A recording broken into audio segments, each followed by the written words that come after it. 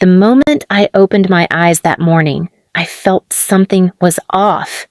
The air was cold, not just physically but emotionally, like the stillness before a disaster. I reached up, scratching my scalp. And then I froze. There was no hair. Just patches, uneven, jagged, bare. My fingers slid across the raw, exposed skin of my scalp where hair had once been. A scream tore from my throat before I could process it. And within seconds, the door flung open. My sister Jade stood there, holding the electric razor like a trophy, her manicured nails wrapped around it like it was a crown jewel. "Oh, good," she grinned. "You're awake. Please subscribe to our channel and tell us in comments from where are you watching this video." I sat up slowly, a trembling hand covering my head. "What? What did you do?" "Fixed you," she said simply. "Now the outside finally matches what you are on the inside." Before I could respond, my mom's voice echoed down the hallway, smug and venomous. "Jade, show her the mirror. She needs to see how truth looks." Jade strolled over, holding out her phone, screen flipped to selfie mode. I looked and gasped. Huge chunks of my thick, black hair were gone one side of my head, nearly bald, the other uneven and choppy like a child had hacked at it. My forehead had a faint smudge of marker across it, where Jade had written the word useless before smearing it in laughter. Tears welled up in my eyes, but I didn't let them fall. I wouldn't, not in front of her. "What is wrong with you?" I whispered. Jade rolled her eyes. "You're so dramatic. It's just hair. Honestly, you should be thanking me. Now you finally look like what you are, a joke." That's when my mother walked into the room, sipping her morning tea. She looked at me, paused, and smiled cruelly. "Well," she said, placing her cup down, "maybe now the neighbors will stop asking why you still live in our house. No ambition, no job, no prospects. At least now your hair won't lie about who you are." Jade snorted with laughter. I sat there frozen, humiliated, raw, exposed in every way, but they didn't stop. "Oh, and I threw away your little job interview dress," Jade added. "Didn't want you showing up pretending to be someone you're not." I couldn't breathe. That dress was all I had prepared for a potential receptionist job I was going to walk to that day. It wasn't much, but it was something. "You're disgusting," I choked out. My mom leaned down, lips curled with mock pity. "Don't be so sensitive, Mallory. Some girls are meant to shine, some are meant to sit quietly and clap." I got out of bed, pushing past them both. My legs trembled as I made it to the bathroom. I locked the door and collapsed onto the tile floor. For a moment, I just sat there, staring at the girl in the mirror, the girl they had butchered and laughed at. And then something changed. A switch flipped. I didn't cry. I didn't scream again. I stood up.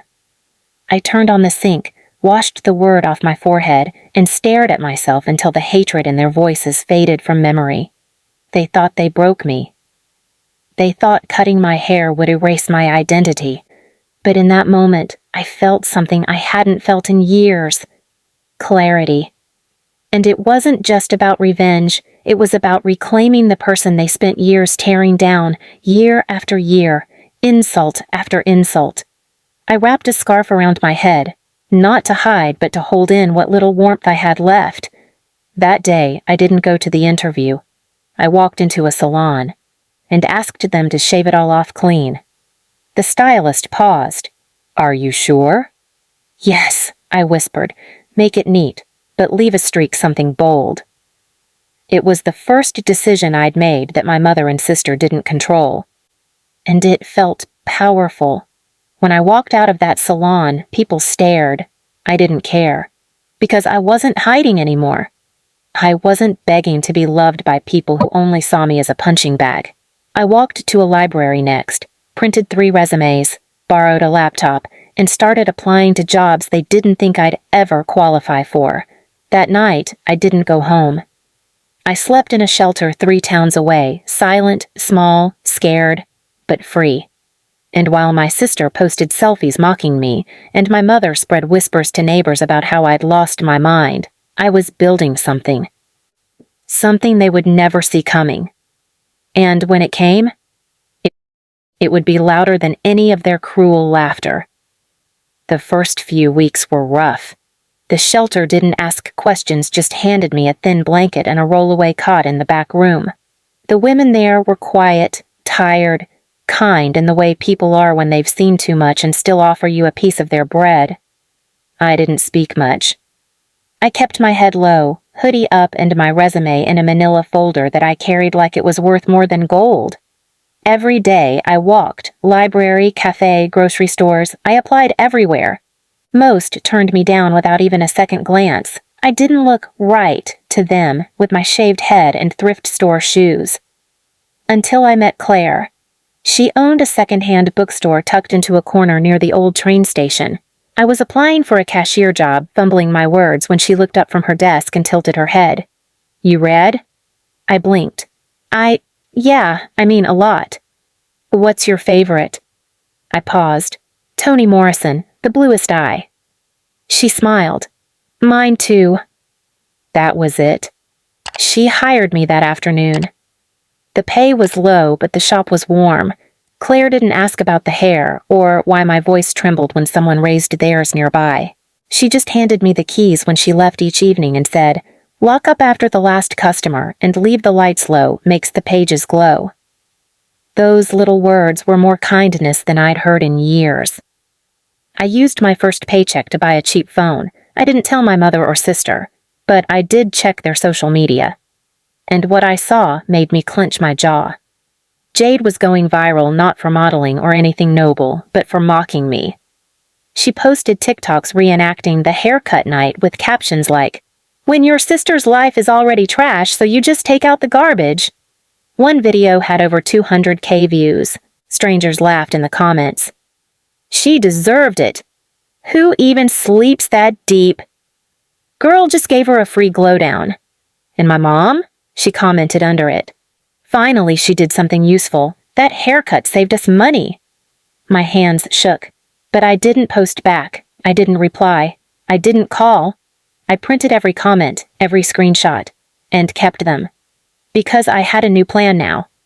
Claire, noticing I was good with organizing things, let me start managing the store inventory. Then one day, a customer came in, a guest speaker from the nearby community college. He asked if I'd ever considered public speaking. I laughed bitterly. "Me? They used to tell me I sounded like a broken radio." He just smiled. "Good. Radios carry truth." 1 month later, I stood in front of a small group of adult learners, mostly women, sharing my story under a new name, not revealing the full details. But the room was silent. They listened, and one woman cried. After the session, a woman named Deborah came up to me. "You don't know what you just did," she said, her voice thick. "You gave my daughter a reason to stay." I swallowed hard. That night, I stood in front of the bookstore mirror and stared at myself. Still bald, still broke. But now I saw fire in my eyes. I had value. So I kept going. More talks, more sessions, a local podcast interview. I even got invited to a panel on emotional abuse survivors. I almost didn't go until I saw the guest list. My sister was listed as a family empowerment coach for a new wellness brand trying to market its beauty line. I nearly laughed. It was all fake. She'd stolen my story, my look, the aesthetic of cut hair and confidence. But she didn't know one thing. I'd been documenting everything. And I was no longer afraid of standing in the light. I didn't want revenge that went viral. I wanted revenge that made them look at themselves and choke. And I finally had the stage to do it. The conference hall buzzed with forced laughter, synthetic compliments, and the smell of luxury skincare. Booths were lined with glowing photos of empowered women, all airbrushed into the same cold, perfect image. But I didn't walk in wearing that. I wore my truth. No wig, just my regrown, choppy hair slicked back. No glam makeup, just light concealer under the eyes and a calmness I hadn't owned before. When I stepped onto the stage, I could feel it, that breathless hush. I was slotted just before the final inspirational speaker, my sister Jade. I stood at the podium. The lights were warm on my face. and the crowd expected a soft, motivational talk, a story about surviving hardship with grace. But grace was never what saved me. I used to be told I looked like trash, I began. My family made me kneel on the floor and scrub their shoes with my own shirt. They said it made me finally look like what I was. A few people shifted in their seats. I scanned the front row. There she was, Jade, wearing white, seated next to a cosmetics CEO, trying to hold her smirk. But I saw the corner of her eye twitch, saw her recognize the story. She hadn't expected me. I continued. I was told I had no worth, no value, that I was a leech because I couldn't afford what they had. My mother laughed while my sister cut off my hair as I slept, and screamed uselessness into my ear as the blade nicked skin. Gasps. The host stepped halfway out of her chair. I held up the screenshots printed large behind me on the projector. The TikToks, the comments, my mother's reply. "Oh, and this," I said, tapping the screen. "This is the same woman who now claims to be a family empowerment expert. She's here today. Her name is Jade. Maybe she'd like to explain how abuse becomes marketable when the victim finally disappears." A woman in the crowd stood up, the podcast host who had invited me. Her voice was cold. "Is this true?" Jade stood slowly, her face drained of all color. That was years ago. She's just bitter. You don't know what she was like back then." "No," I interrupted. "But I know what you were like, because I lived it. I scrubbed your floor while you filmed yourself. I starved while you ordered steak for your dog." The audience murmured now not polite interest, disgust, awareness. I looked at the organizer. "You invited me to speak about healing, but healing doesn't mean forgetting.